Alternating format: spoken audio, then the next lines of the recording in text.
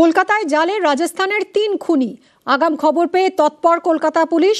1 ঘন্টার মধ্যেই জালে 3 খুনি, জানান সিপি। আমাদের পুলিশের কাছে যেটা প্রথম ইনফরমেশন এসেছিল, এটা পাবলিক থেকে কিছু ইনপুট এসেছিল দ্যাট এখানকার লোক মানছে না, বাইরের লোক আছে, এরকম কিছু সাসপিশিয়াস মুভমেন্ট ওই খবরটা এসেছিল। তারপরেই ওখানে আমাদের লোকাল পুলিশ প্লাস ডিডিকে বলা হয়েছিল, ওরা দুজনকে প্রথম ধরে অ্যান্ড একজন একটু দূরে ছিল, ও প্রথমে পালিয়ে যায়, পরে ওকে ধরা হয়েছে। এটা খুব টাইমলি, মানে আমার কাছে ইনফরমেশন 7:30-8 এইরকম টাইমে এসছে অ্যান্ড উইদিন 1 ঘন্টার মধ্যেই ধরা পড়ে গেছে। তো সাকসেসফুল অপারেশন হয়েছে। রাজস্থানে খুন করে ইন্দোরে গ্রেফতার।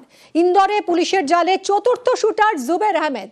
কলকাতা থেকে 3 জনকে আগেই গ্রেফতার করা হয়েছিল, কলকাতা পুলিশ গ্রেফতার করেছিল। একজনকে খুঁজছিল পুলিশ। বৃহস্পতিবার রাত থেকে পলাতক ছিল সেই জুবের আহমেদ। কলকাতা থেকে ট্রেনে ইন্দোরে পালায় খুনি জুবের, আর ইন্দোর স্টেশনেই হাতে নাতে পাকড়াও জুবের আহমেদ। কথা বলবো, প্রীতি রয়েছে সঙ্গে। প্রীতি, কিভাবে এই চতুর্থ ব্যক্তি গ্রেফতার হলো, কোথা থেকেই বা গ্রেফতার হলো? দেখো মিমি, গতকাল এবং তার আগের দিন অর্থাৎ বৃহস্পতিবার এবং শুক্রবার যে ঘটনা ঘটেছে সেই ঘটনা খবরের শিরোনামে।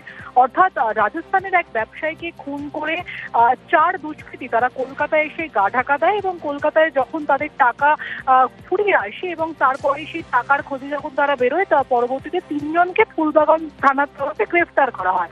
একজন, এর মধ্যে জুবের আহমেদ যার নাম, সে পলাতক ছিল। সে কলকাতা থেকে সরাসরি ট্রেন মারফত, ট্রেনে হয়ে ট্রেন পথে সে কিন্তু পৌঁছে যায় এই ইন্দোর স্টেডিয়ামে, ইন্দোর স্টেশনে, এবং সেখান থেকেই কিন্তু তাকে গ্রেফতার করা হয়। এবং যা জানা যাচ্ছে, রাজস্থানের একটি টিম ইতিমধ্যে ইন্দোরে গিয়েছিল এবং সেখানকার যে লোকাল পুলিশ ছিল, সেই লোকাল পুলিশ স্টেশন এবং যে টিম, স্পেশাল টিম রাজস্থান থেকে গিয়েছিল, তাদের যৌথ উদ্যোগেই এই অভিযান চালিয়ে পাকড়াও করা হয় এই জুবের আহমেদকে। খুনিরা কিভাবে কলকাতায় এলো? 7 তারিখ খুন হয়েছিল এবং 14ই অক্টোবর কলকাতায় আসে এই খুনিরা। এর মাঝের সময়টা তারা কোথায় ছিল, কি তাদের প্ল্যান ছিল? প্রীতি রয়েছে সঙ্গে, আরো জানাবে প্রীতি। দেখো, ব্যবসায়ীকে খুন করার পর তারা কিন্তু শুধুমাত্র কলকাতায় আসেন এমনটা নয়। পুলিশ সূত্রে খবর যে একাধিক রাজ্য ঘুরে তারা কিন্তু কলকাতায় আসে এবং যখন তাদের টাকার পরিমাণ কমে এসেছিল, ঠিক সেই সময় তারা কলকাতায় আসে এবং সেখানে গা ঢাকা দেওয়ার চেষ্টা চলছিল।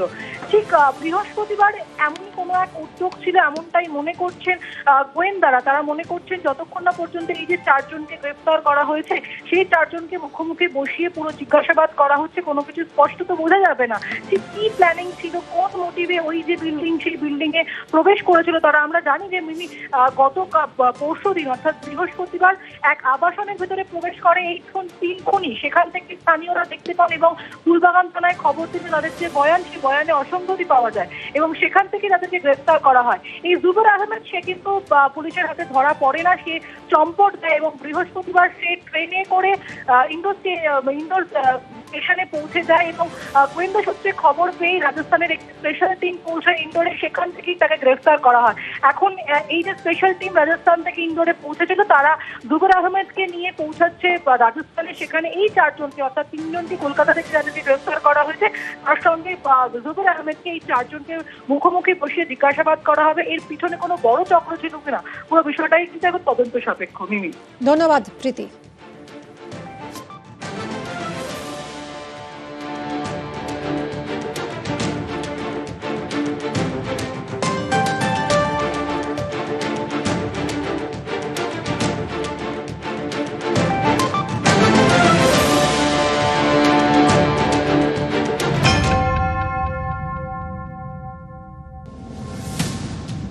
এই যে দরজা, সেই দরজা ভেঙেই কিন্তু ছাদে পৌঁছে যায় ওই খুনি। এই এম বিল্ডিং থেকে সরাসরি এল বিল্ডিং এ চলে যায় ওই খুনি। এল বিল্ডিং এর যে কার্নিশ, সেই কার্নিশ থেকেই তাকে দেখতে পান অন্য বাসিন্দারা।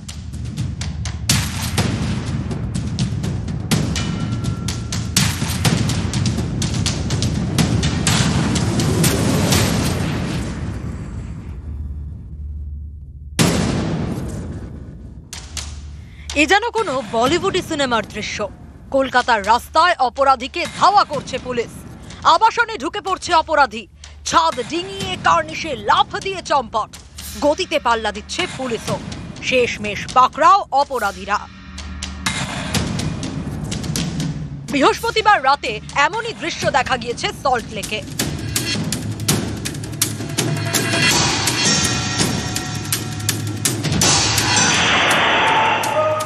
7ই অক্টোবর রাজস্থানের একটি জিমে ব্যবসায়ীকে গুলি করে খুন করে আততায়ীরা। অভিযুক্ত 4 শর্ট শুটার গা ঢাকা দেয় কলকাতায়। বৃহস্পতিবার রাতে খবর পেয়ে ফিল্মি কায়দায় কাদাপাড়ায় হানা দেয় পুলিশ। গ্রেপ্তার করে 2 অভিযুক্ত গণপত গুর্জার এবং মহেশ গুর্জারকে। বাকি 2 অভিযুক্ত সেখান থেকে পালিয়ে যায়, তাদের ধাওয়া করে পুলিশ। এর পরের অংশ একেবারে সিনেমার মতো। পুলিশের তাড়া খেয়ে ধর্মেন্দ্র গুর্জার নামে এক অভিযুক্ত সল্টলেক স্টেডিয়ামের কাছে একটি আবাসনে ঢুকে পড়ে। সিঁড়ি দিয়ে উঠে ঢুকে পড়ে একটি ফ্ল্যাটে। ঠিক এই এন্ট্রান্স থেকে একা একাই ঢুকে আসেন এবং আসার পরে এই ঘর হয়ে পাশের যে ঘর রয়েছে সেই ঘরের নির্দ্বিধায় চলে যায় ওই দুষ্কৃতী। মেন এন্ট্রান্সের সামনে দিয়ে উনি একটা খুলের ভিতরে ঢুকে পড়েন। আমি এই দরজাটার আওয়াজ পাই, চোরা হ্যাঁ বলতে বলতে সামনে চলে আসেন।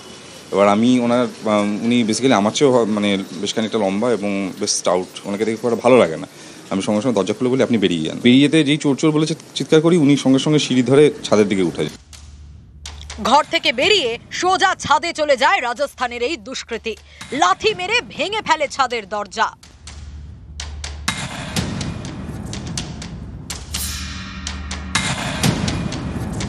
দরজাটা ভাঙা ছিল, কারণ দরজাটা ভাঙা থাকে না, দরজায় একটা তালা মারা থাকে। না, পুরো দরজাটা আপনার ওই কবজা থেকে ভেঙে ফেলেছে, একটা পাল্লা ঝুলছে। এরপর এক ছাদ থেকে লাফিয়ে অন্য ছাদে, তারপর ছাদ থেকে লাফিয়ে কার্নিশে, সেখান থেকে লাফিয়ে রাস্তায়। এই রাস্তা হয়ে কিন্তু গতকাল রাতে ব্যবহার করে ওই খনি, এই রাস্তা ব্যবহার করে এবং এই এক বিল্ডিং থেকে অন্য বিল্ডিংয়ে কার্যত চলে যায়। এত কিছু করেও অবশ্য শেষ রক্ষা হয়নি। ধর্মেন্দ্র গুর্জার নামে ওই দুষ্কৃতীকে ধরে ফেলে পুলিশ। ওই লোকটা দেখি আধ ঘন্টা পরে এখান থেকে লাভ দিয়ে পড়লো।